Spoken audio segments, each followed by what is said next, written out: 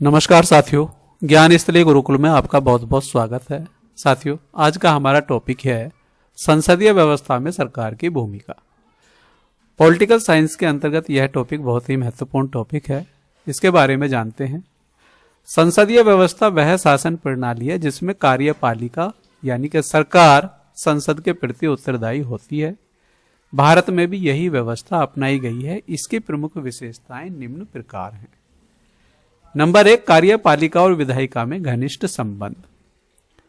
संसदीय व्यवस्था में कार्यपालिका मतलब प्रधानमंत्री और मंत्रिपरिषद और विधायिका मतलब संसद का हिस्सा होती हैं और मंत्री संसद के सदस्य होते हैं। नाम मात्र व वास्तविक कार्यपालिका। नाम मात्र कार्यपालिका राष्ट्रपति होती है, क्योंकि जितने भी कार्य होते हैं राष्ट्रपति के नाम से होते हैं, जो राष्ट्रपति को हस्ताक्षर करने होते हैं, जो संविधान में प्रावधान है।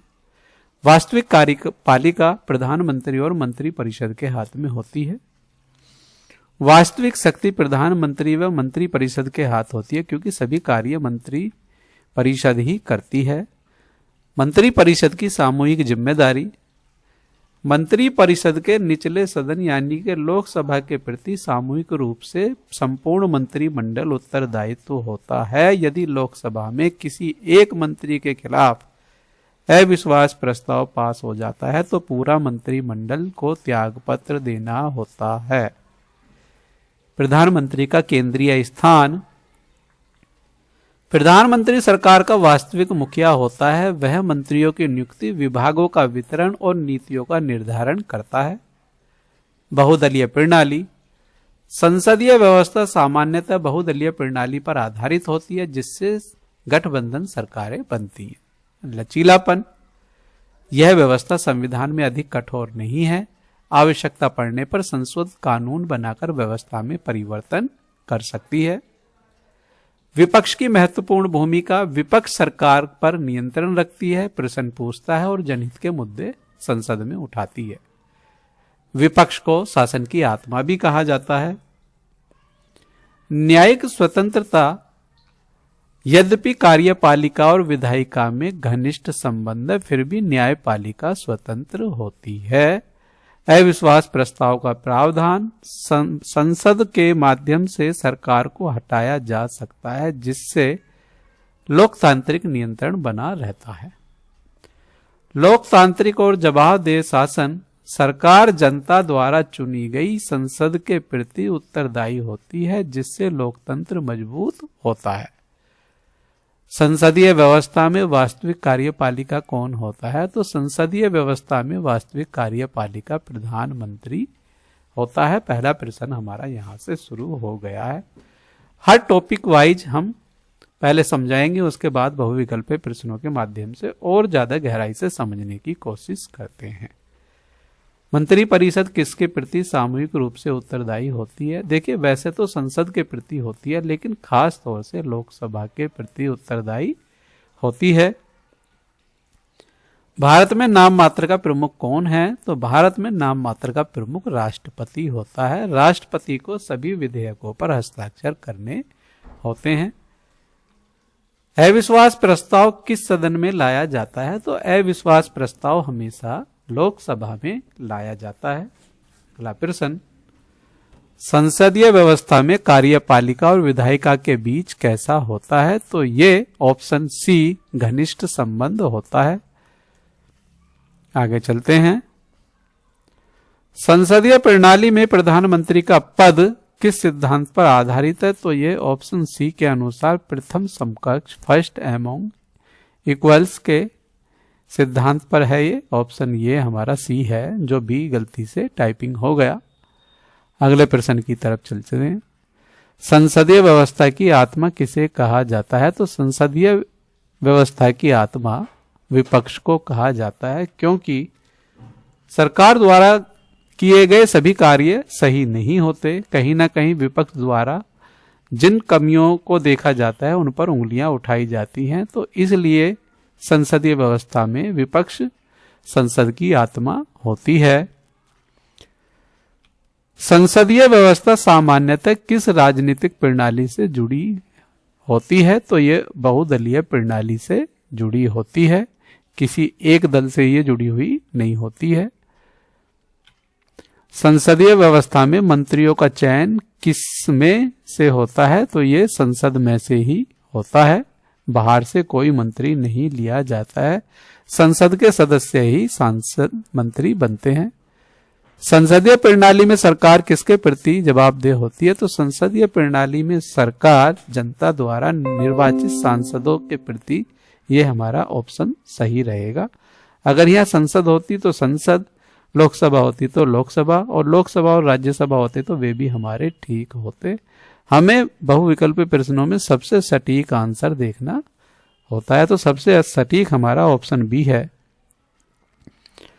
संसदीय व्यवस्था की विशेषता लचीलापन का क्या अर्थ है? तो ऑप्शन बी, कानून द्वारा परिवर्तन यहां पर संभव है। ऑप्शन बी ये सही है। मंत्री परिषद का नेतृत्व कौन करता है? तो मंत्री परिषद का नेतृत्व प्रधानमंत्री केंद्र में करता है और राज्य में मुख्यमंत्री करता है। संसदीय व्यवस्था में न्यायपालिका का स्वरूप कैसा होता है? तो यह स्वतंत्र होती है, न्यायपालिका पर किसी का हस्तक्षेप नहीं होता है। संसदीय व्यवस्था में सरकार कब तक पद पर रहती है? तो सरकार लोकसभा का विश्वास मिलने तक अपने पद पर बनी रहती है। लोकसभा का विश्वास खत्म तो हमारा जो मंत्रिमंडल है वह बर्खास्त माना जाता है। भारत ने किस देश की संसदीय व्यवस्था को मुख्य रूप से अपनाया है? तो भारत ने ब्रिटेन की संसदीय व्यवस्था को अपनाया है। राष्ट्रपति शासन की विशेषताएं, आर्टिकल 356। राष्ट्रपति शासन वह व्यवस्था है जिसमें राज्य में संवैधानिक तंत्र विफल होने पर केंद्र सरकार सीधे शासन संभालती है। इसकी प्रमुख विशेषताएं निम्नलिखित होती हैं। संवैधानिक आधार, राष्ट्रपति शासन का प्रावधान भारतीय संविधान के अनुच्छेद 356 में है, 352 में आपातकाल है और 360 में वित्तीय आपातकाल है। यह भी हमें ध्यान रखना है। संवैधानिक तंत्र की विफलता, जब राज्य सरकार संविधान के अनुसार कार्य करने में असमर्थ हो जाती है तब राष्ट्रपति शासन लगाया जाता है राज्यपाल की सिफारिश पर। राज्य सरकार का निलंबन, मुख्यमंत्री और मंत्री परिषद को हटा दिया जाता है। राज्य की कार्यपालिका शक्ति राज्यपाल के माध्यम से केंद्र सरकार को मिल जाती है। राज्यपाल की भूमिका, राष्ट्रपति शासन के दौरान राज्यपाल राष्ट्रपति का प्रतिनिधि बनकर राज्य का प्रशासन चलाता है। मुख्यमंत्री उस समय नाम मात्र का मुख्यमंत्री होता है और मुख्यमंत्री को केंद्र के इशारे पर ही कार्य करने होते हैं। मुख्यमंत्री का पद समाप्त नहीं होता है, वह बना रहता है जो निष्क्रिय होता है। विधानमंडल का निलंबन या विघटन, राज्य विधानमंडल को निलंबित या भंग किया जा सकता है। विधानमंडल की शक्तियां संसद को स्थानांतरित हो जाती हैं। संसद द्वारा निर्माण, राष्ट्रपति शासन के समय राज्य सूची के विषयों पर भी संसद कानून बना सकती है और यदि राज्य सरकार लिखित में दे, ऐसी स्थिति में भी संसद द्वारा कानून बनाए जा सकते हैं। अस्थायी व्यवस्था, राष्ट्रपति शासन एक अस्थायी प्रावधान है, स्थायी नहीं है। समय सीमा, प्रारंभिक अवधि राष्ट्रपति शासन की 6 महीने है, अधिकतम यह 3 वर्ष। संसदीय स्वीकृति या विशेष शर्तों के साथ यह बढ़ती रहती है।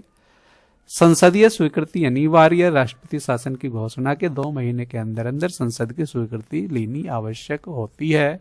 356 के तहत न्यायिक समीक्षा के अधीन राष्ट्रपति शासन न्यायालय की समीक्षा के अंतर्गत आता है। बॉम्बे विवाद 1994 जैसे।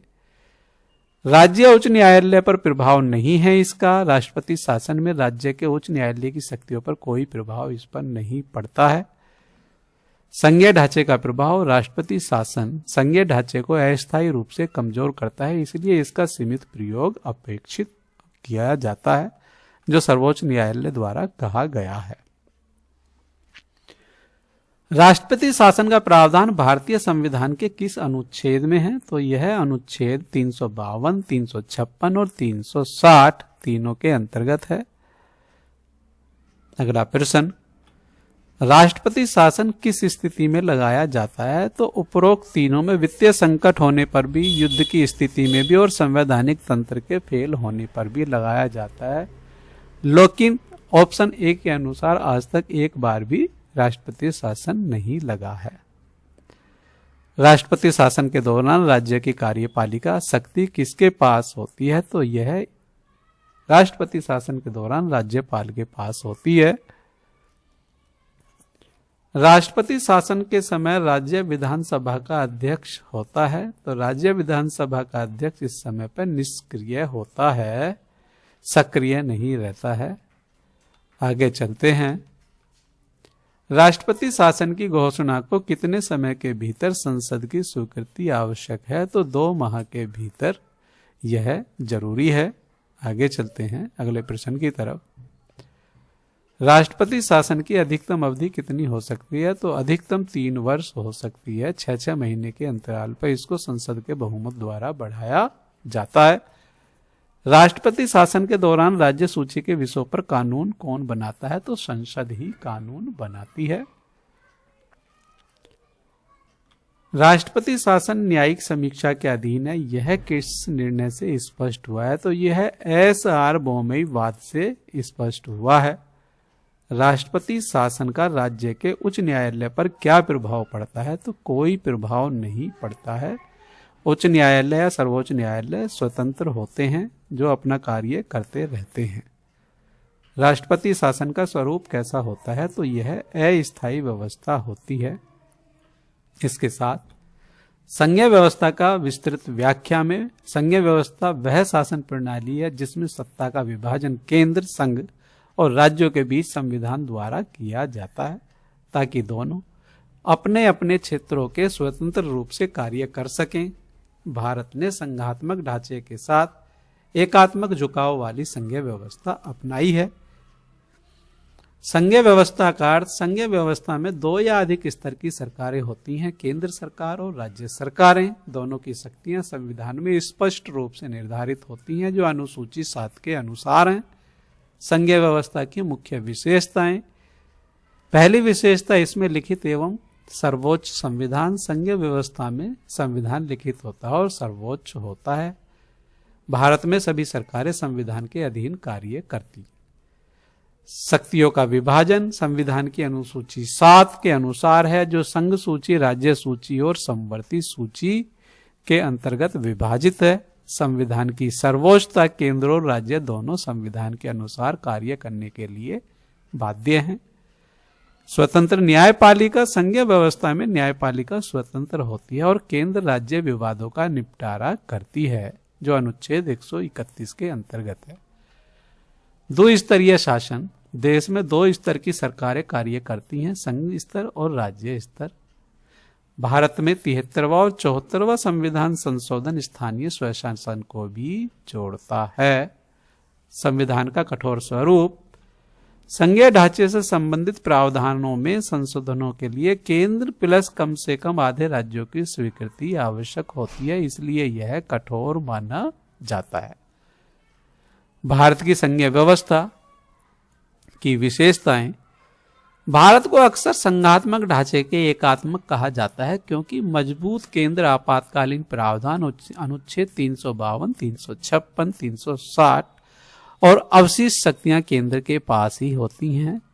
अवशिष्ट शक्तियों का मतलब यह होता है ऐसे विषय जिसका आज पता नहीं है, लेकिन उन विषयों पर कल कोई कानून बनाया जाए तो केंद्र के द्वारा बनाया जाएगा, तो ये अवशिष्ट शक्तियां होती हैं।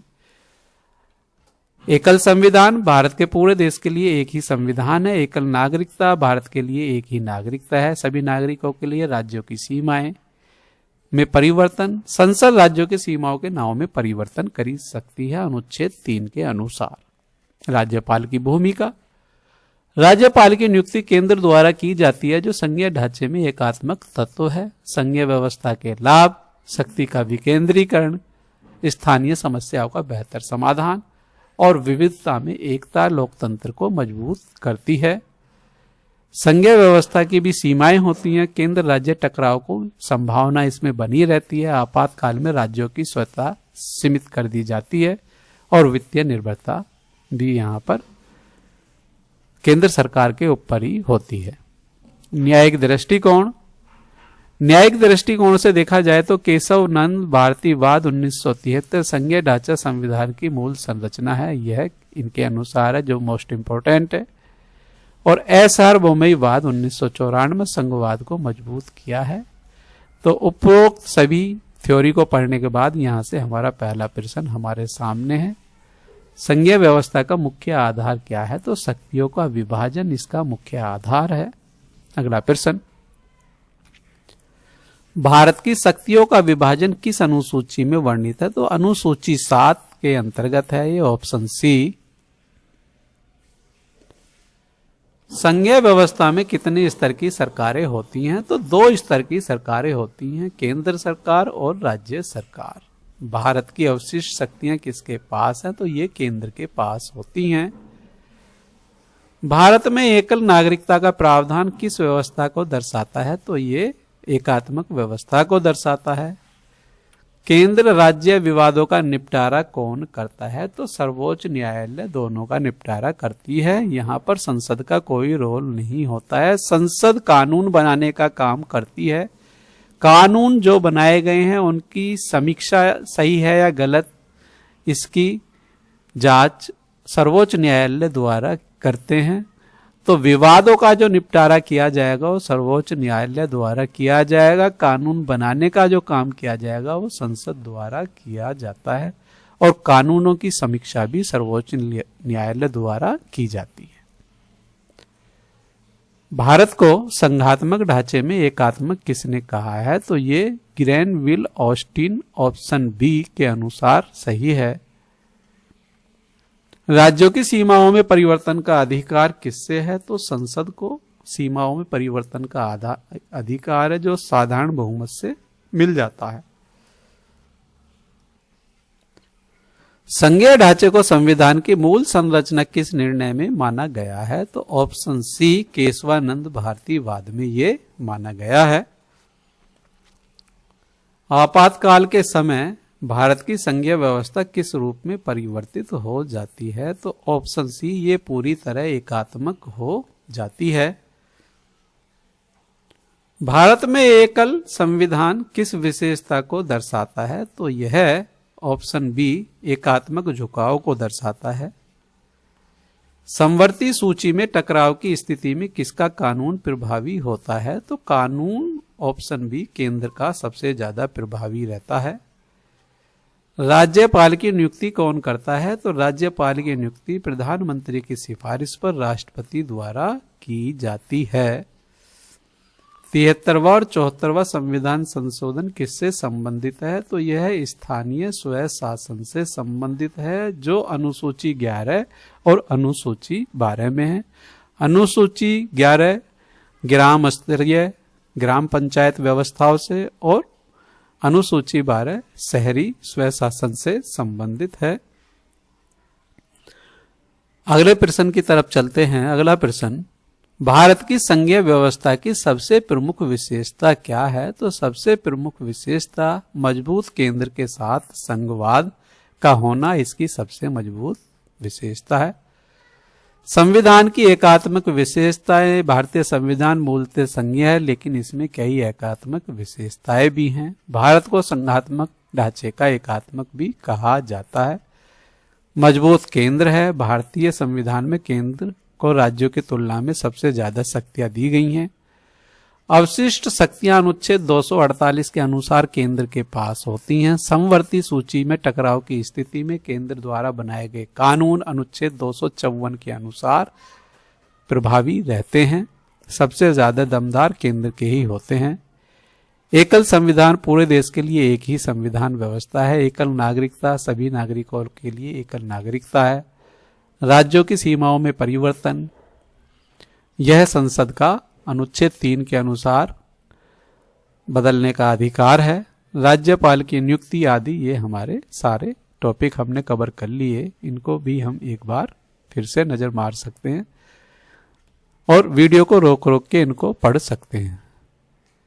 अखिल भारतीय सेवाओं IAS, IPS, IFS जैसी सेवाएं केंद्र और राज्यों दोनों के लिए कार्य करती हैं, पर नियंत्रण मुख्यतः केंद्र का ही होता है और इन सेवाओं का सृजन राज्य सभा द्वारा किया जाता है।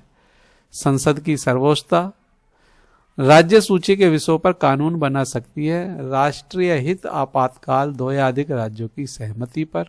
आगे चलते हैं।